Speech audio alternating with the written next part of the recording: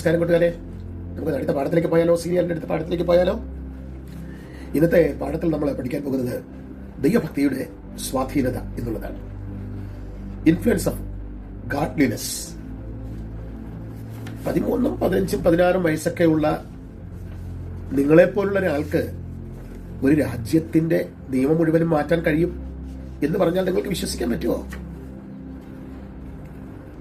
നിങ്ങളെപ്പോലുള്ള കുറച്ച് കൗമാരപ്രായക്കാരായവർക്ക് ഒരു രാജ്യത്തെ മുഴുവനും മാറ്റാൻ കഴിയുമെന്നുള്ള അതിശയം തോന്നില്ലേ? തീർച്ചയായിട്ടും നിങ്ങൾക്ക് അതിശയം തോന്നാം. എന്നാൽ അസാധ്യമെന്ന് തോന്നിയാലും വേദപുസ്തകത്തിൽ ദാനിയേലിന്റെയും ശദ്രക്, മേശക്, അബേദ്നെഗോ ഈ 4 പേരുടെയും ജീവിതം ഒന്ന് എടുത്തു നോക്കിയാൽ ഇതിനുള്ള ഉത്തരം അതെ, കഴിയുമെന്നുള്ളത് തന്നെയാണ്. നമുക്കൊരു മനപ്പാഠ വാക്യം കൂടെ അതിനകത്ത് ശ്രദ്ധിച്ചൊക്കെ പോകാം. എന്താണ് അവരുടെ ജീവിതത്തിലുണ്ടായ കാര്യങ്ങൾ? ദൈവഭക്തിയുടെ സ്വാധീനം എന്തായിരുന്നു ദൈവഭക്തി? ഇതൊക്കെ ഒന്ന് നോക്കണ്ടേ. സദൃശവാക്യം 9ന്റെ 10ാം വാക്യത്തിൽ ഇങ്ങനെ ഒരു വാക്യമുണ്ട്. വാക്യം ഇങ്ങനെയാണ്: യഹോവ ഭക്തി ജ്ഞാനത്തിന്റെ ആരംഭവും പരിശുദ്ധനെ കുറിച്ചുള്ള പരിജ്ഞാനം വിവേകവും ആകുന്നു. ആ ഒരു വാക്യം ഒന്ന് പഠിക്കുന്നത് നല്ലതാണ് കേട്ടോ. ഇനി എന്താണ് ദൈവഭക്തി?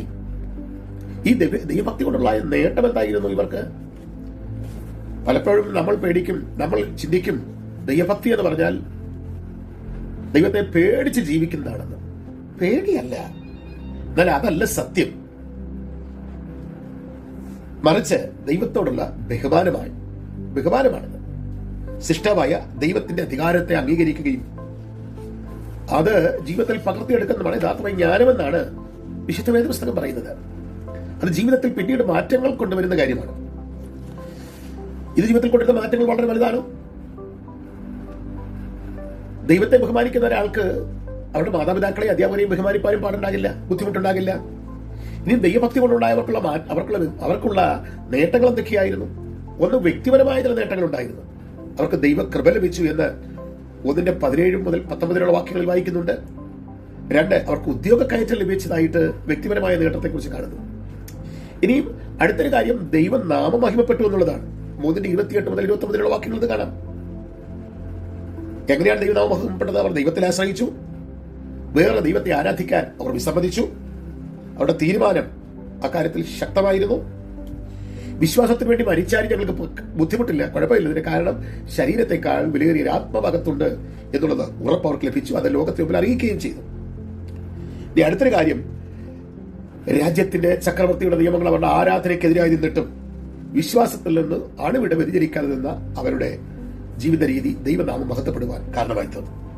ഇനി അത് നമുക്ക് അവരുടെ നെബൂഖദ്നേസറിൽ കുറെ മാറ്റങ്ങളുണ്ടായി. അവിടുത്തെ രാജാവിന്റെ, ബാബിലോൺ രാജാവിന്റെ. 1, ഈ ദൈവം വലിയ ദൈവമാണെന്ന് ഏറ്റു പറയുന്നു. 2, ഈ ദൈവത്തെ മാത്രമേ ഇനി എല്ലാവരും ആരാധിക്കുന്ന ഒരു കൽപ്പന പുറപ്പെടുവിക്കുകയാണ്. 3ാമത്തെ കാര്യം, തന്റെയും മേൽ, അതായത് വലിയ ചക്രവർത്തിയായ നെബൂഖദ്നേസറിന്റെ മേൽ ദൈവത്തിന്റെ വിധി വന്നു, അവനെ താഴ്ത്തി. പിന്നീട് അവൻ അനുദപിച്ചപ്പോൾ ഈ ദൈവം മാത്രമാണ് ദൈവമെന്ന് രാജാവെന്ന് ഏറ്റുപറഞ്ഞ് ദൈവത്തെ പുകഴ്ത്തി മടങ്ങി വരേണ്ടി വന്നു. ഇതായിരുന്നു രാജാവിനുണ്ടായ മാറ്റം. അങ്ങനെ 3 തരത്തിലുള്ള മാറ്റങ്ങളാണ് അവരുടെ ദൈവഭക്തി കൊണ്ട് അവർക്കും നാടിനും ഉണ്ടായത്. അത് മാത്രമല്ല, രാജ്യം മുഴുവനും മാറ്റങ്ങളുണ്ടായി. മാറ്റങ്ങളുണ്ടായത് എങ്ങനെയാണെന്ന് ചോദിച്ചാൽ, ഈ ദൈവത്തെ മാത്രമേ ആരാധിക്കാവൂ എന്ന് പറഞ്ഞു തുടങ്ങിയത് മുതൽ ആളുകൾ യഹൂദ മതം സ്വീകരിക്കാൻ തുടങ്ങി. അങ്ങനെയാണ് യഹൂദ മതാനുസാരികൾ ഉണ്ടാകുന്നത്. അന്ന് മുതൽ ഈ ബാബിലോൺ രാജാവിന്റെ കാലം മുതൽ അതിന് മാറ്റങ്ങൾ ഉണ്ടായി തുടങ്ങി. ഇതൊക്കെയാണ് അതിനകത്തുണ്ടായ മാറ്റങ്ങൾ. ഇനിയും എന്താണ് ദൈവഭക്തി എന്നുള്ളതിനെ കുറിച്ച് ഇപ്പോൾ നമ്മൾ പറഞ്ഞു തുടങ്ങിയല്ലോ.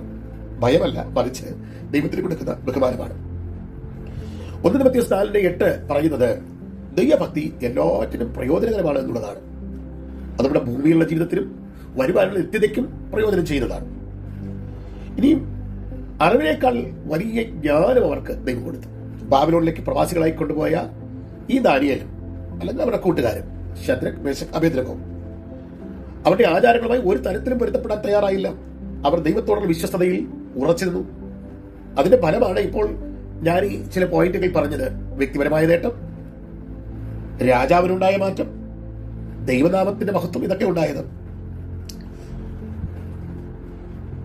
ഈ പ്രശ്നങ്ങളൊക്കെ അവർക്കെതിരെ ശക്തമായി അവിടെയുള്ള ദൈവത്തെ ആരാധിക്കുന്നില്ല എന്ന് പറഞ്ഞ് വന്നപ്പോഴും അവൻ ദൈവത്തോട് പ്രാർത്ഥിച്ചു.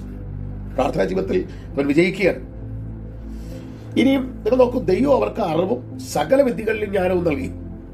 ദൈവത്തെ അനുസരിച്ച് മുഖാന്തരം രാജാവ് അവരെ പരീക്ഷിച്ചപ്പോൾ മറ്റുള്ളവരെക്കാൾ 10 ഇരട്ടി മികച്ചവരായിട്ടാണ് ലോകം അവരെ കണ്ടത്, രാജാവ് അവരെ കണ്ടത്. നമ്മുടെ കഴിവിനേക്കാൾ ഉപരിയായി ദൈവം നൽകുന്ന കൃപയാണ് നമ്മെ ഉയർന്നത്. അതാണ് ദൈവത്തിന്റെ കൃപ ദൈവം കൊടുത്തു എന്ന് പറയുന്നത്. പിന്നെ പ്രാർത്ഥനയുള്ള വിജയമാണല്ലോ അവർക്ക് ഉദ്യോഗത്തിൽ കയറ്റം ലഭിച്ചത്. പ്രാർത്ഥനയുള്ള വിജയം ഉണ്ടായതിനെ കുറിച്ച് നമ്മൾ കഴിഞ്ഞ ദിവസം ഒന്ന് ശ്രദ്ധിച്ചു. എങ്കിലും വീണ്ടും ഒന്നുകൂടെ പറയാം.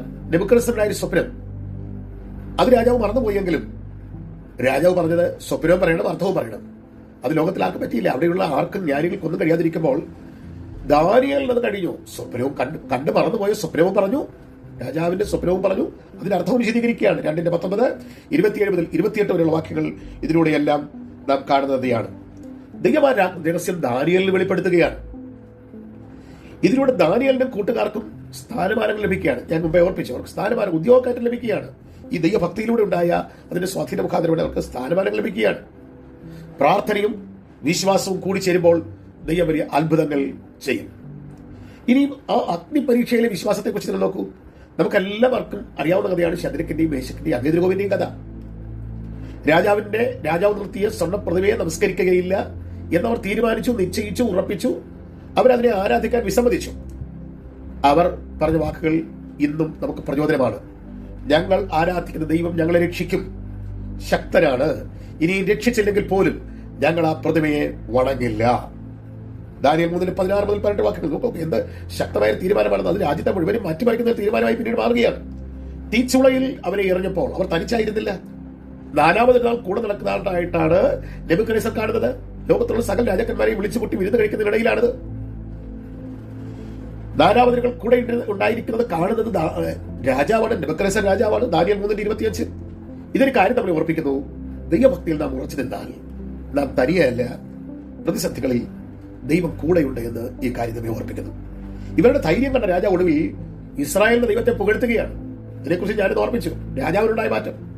വേറൊരു ദൈവമില്ല, ഈ ദൈവത്തെ മാത്രമേ ആരാധിക്കാവൂ എന്ന് പറഞ്ഞ് ഉത്തരവ് ഉറപ്പിക്കുകയാണ്. അതുമാത്രമല്ല, അവനാരാണെന്ന് ദൈവം അവനെ വെളിപ്പെടുത്തി. നീ ഒന്നുമില്ല എന്ന് പറഞ്ഞ് രാജാവിന്റെ വിധി പോലും ഈ വലിയ ദൈവം തീരുമാനിക്കുകയാണ്. ദൈവത്തിന്റെ ഒരു വിധിവാചകം അതിനകത്തുണ്ട്. വർഷങ്ങൾക്ക് ശേഷം നെബൂഖദ്നേസർ രാജാവിന്റെ കൊച്ചുമകനായ ബെൽശസ്സർ രാജാവ് ദൈവാലയത്തിൽ വിശുദ്ധ പാത്രങ്ങൾ എടുത്തുകൊണ്ടുപോയി അതിനകത്ത് അത് ദുരുപയോഗം ചെയ്തു. അപ്പോൾ ചുവരിൽ ഒരു കൈയെഴുത്ത് വന്നു. കഴിഞ്ഞ ആഴ്ച നമ്മൾ അതിനെക്കുറിച്ച് ചിന്തിച്ചു.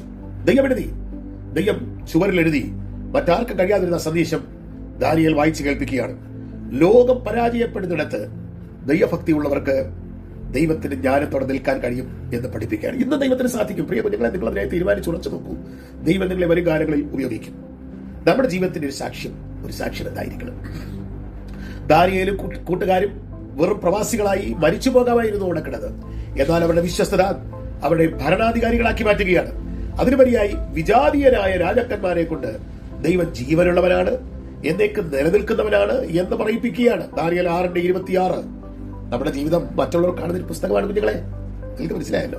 ഈ സ്കൂളായിക്കോട്ടെ, സോഷ്യൽ മീഡിയയിലായാലും നമ്മുടെ പെരുമാറ്റം കണ്ടിട്ടാണ് പലരും ദൈവത്തെ മനസ്സിലാക്കുന്നത്. ദൈവത്തിലേക്ക് വളരെ സ്വാധീനം ചെലുത്താൻ കഴിയും. പ്രിയപ്പെട്ടവരെ, ദൈവഭക്തി എന്നത് സമാധാന കാലത്ത് മാത്രം കാണിക്കേണ്ടതെന്നല്ല, പ്രതിസന്ധികളിലാണ് നമ്മുടെ വിശ്വാസം വളരുന്നത്.